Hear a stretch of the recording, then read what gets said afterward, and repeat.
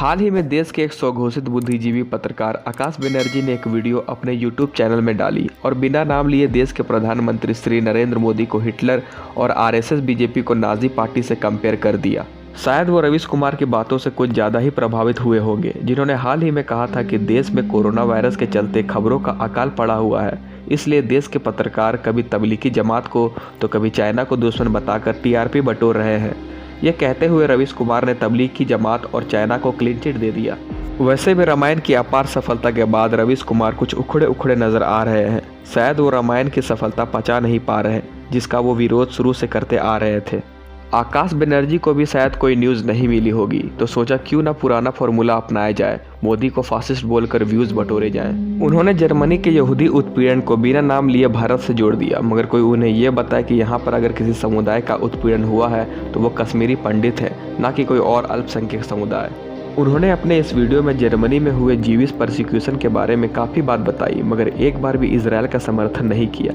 मगर ऐसा क्यों? शायद वो ज्यूस के कंधे में बंदूक रखकर निशाना मोदी और आरएसएस पे साध रहे थे। उन्होंने एक मीडिया वर्ग को गोदी मीडिया कहकर संबोधित किया और बिना नाम लिए प्रधानमंत्री मोदी और हिटलर की तुलना करते हुए कहा कि जैसे हिटलर ने सारे मीडिया हाउसेस को खरीद लिया था और जो उनके विरोध में लिखते थे उन्हें जेल में डाल दिया जाता था। मोदी जी ने शायद किसी को जेल में नहीं डाला जो उनके खिलाफ लिखते हैं, मगर 1975 के इमरजेंसी के दौरान इंदिरा गांधी ने जरूर ऐसा किया।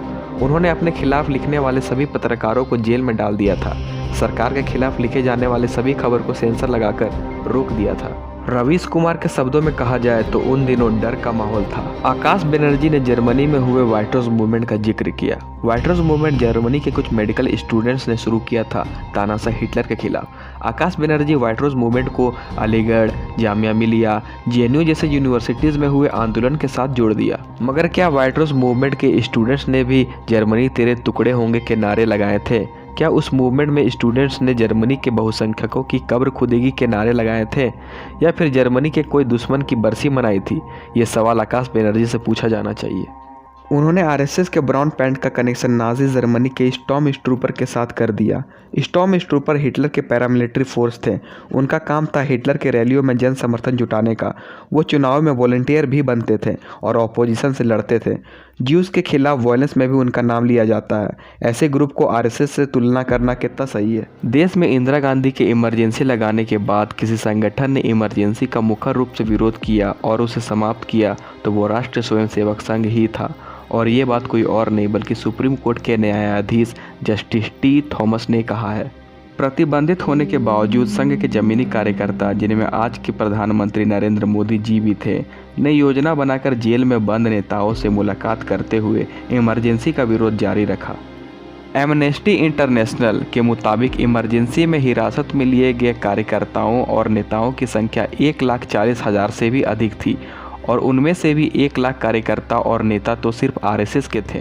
इमरजेंसी के दिनों में दी इकोनॉमिस्ट ने संघ को दुनिया का एकमात्र गैर वामपंथी क्रांतिकारी संगठन भी घोषित किया था और ऐसे संगठन को हिटलर के स्टॉर्म स्ट्रूपर से तुलना करके खुद में जाहिलता का प्रमाण देने बराबर है। आकाश बनर्जी ने सर्जिकल स्ट्राइक का भी मजाक उड़ाते हुए कहा कि हिटलर ने भी वेस्टर्न जर्मनी में सर्जिकल स्ट्राइक किया था। हिटलर ने क्यों सर्जिकल स्ट्राइक किया था ये तो हिटलर ही जाने, मगर देश की आर्मी ने 26 फरवरी 2019 में बालाकोट में जाकर सर्जिकल स्ट्राइक कर पुलवामा में शहीद हुए जवानों का शहादत का बदला लिया था। आकाश बनर्जी को शायद ये बात पता नहीं है। वो अपने मोदी घृणा में देश की आर्मी को भी हिटलर की आर्मी से कंपेयर कर बैठे, मगर इनसे उम्मीद भी क्या किया जाए। ये लोग तो देश की आर्मी को बलात्कारी कहने वाले लोगों के साथ ही खड़े रहते हैं।